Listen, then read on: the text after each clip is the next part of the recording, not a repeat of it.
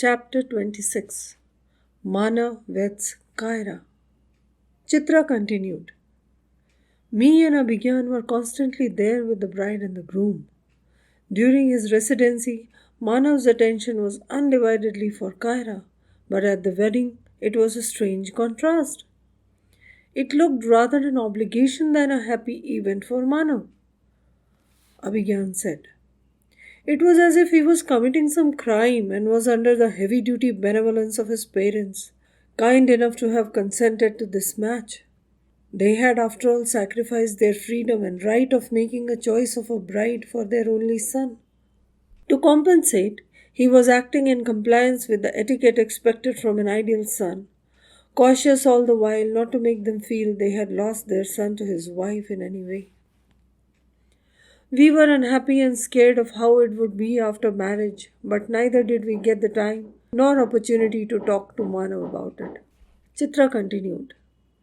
I did express my fears to Kaira, but she appeared so completely happy, I didn't pester her much. We returned 2 days after the wedding when all rituals and functions were over.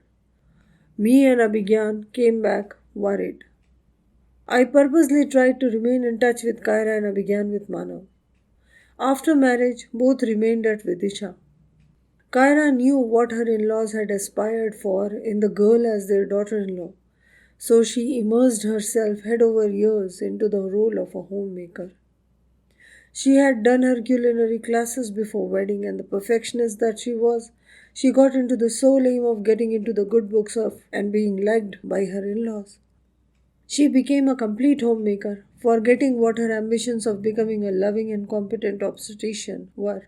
She told me they were gifted travel tickets to Kasauli for their honeymoon by her father-in-law, and that Manav was very uncomfortable about it. I asked the reason in surprise. Why uncomfortable? She replied he thought once a man gets married, it is imprudent for him to take money or any favors from his parents. At this, Kaira felt utterly helpless. She wasn't a demanding person, and it came as an unnecessary burden. Both got through the honeymoon period trying to be as thrifty as possible. Kyra went about choosing and purchasing tiny, low priced gifts for as many members of the family and immediate relatives as she could. She had read somewhere that an ideal Bahu should not come back from the honeymoon empty handed. Manav, on the other hand, after returning, had his plans set for post-MS training in gastroenterology. He had his sole goal of setting and start earning on his own, pay back to the parents. Before that, he had to get his trainings complete. He left for Gujarat for the same. Kaira stayed back at Vidisha, trying hard to do her bit as well as possible with her in-laws. The ideal daughter-in-law, ideal homemaker, but lonesome. Manav's telephonic calls were infrequent, and they had to be on the sole landline phone. It wasn't thus possible for Kyra to converse privately in any way with everyone around. Her dreams forgotten, no one to call her friend in an alien land, no Manav in her life. She was suffering the worst situation possible in the life of a human being. Endurance has human limits. She was again on the verge of breakdown. I got scared. I suggested her to come home to her parents and Bhaiya for some time. For once, she complied. We met her when she did. She looked wasted at the end of her tethers. We decided this couldn't go on any longer. Something had to be done. Abhigyan told. After Kaira went back, I went to Gujarat to meet Manav. 1 month of his training remained. He was taken by surprise at my arrival there, and even more by the purpose of my visit. I stayed there for 2 days, discussing at length the whole scenario. I thought he understood. He promised to make amends. I returned. A couple of months passed. It was our wedding day, me and Chitra. Manav and Kaira, doctors Mrs. and Mr. Manav Pandit, that is, were one of the VVIP guests. It was a pleasant and soul-warming sight which met us. The inseparable couple as they were had the best of their smiles. The same old spark that was lost over the years gleamed in radiance. I do not remember being happier either before or after that day. Chitra had got up and gone inside. She now returned with a voluminous photo album, their wedding album. Ridhima caught hold of it and opened. There she was, Kyra, the most exquisite beauty that she could fathom, and Manav, a bit younger but as handsome as ever.